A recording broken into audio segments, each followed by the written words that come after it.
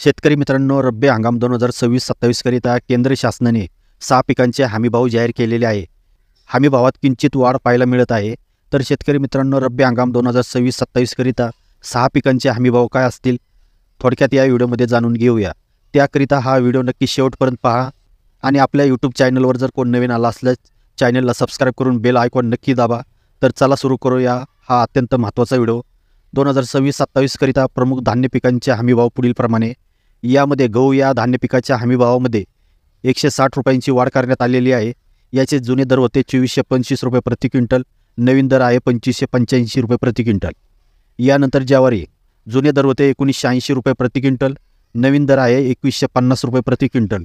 यामध्ये 170 रुपयाची प्रति क्विंटल वाढ करण्यात आली आहे।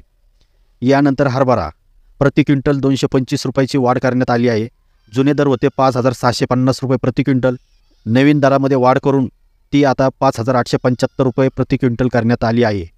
यानंतर मसूरच्या हमीभावात 300 रुपयाची वाढ करण्यात आलेली आहे। याचे जुने दर होते प्रति क्विंटल 6700 रुपये, नवीन दर आहेत 7000 रुपये प्रति क्विंटल। यानंतर मोहरीच्या भावात 250 रुपयाची प्रति क्विंटल वाढ करण्यात आली। याचे जुने दर होते 5950 रुपये प्रति क्विंटल, तर नवीन दर आहे 6200 रुपये प्रति क्विंटल। आणि शेवटी आहे करडई, याचे जुने दर होते 5940 रुपये प्रति क्विंटल, तर याचे नवीन दर आहे 6540 रुपये प्रति क्विंटल। यामध्ये आता प्रति क्विंटल 600 रुपयाची वाढ करण्यात आलेली आहे।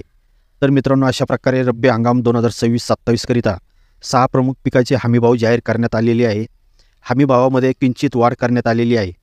व्हिडिओ माहितीपूर्ण असल्यामुळे हा व्हिडिओ जास्तीत जास्त मित्रांपर्यंत शेअर करा। धन्यवाद।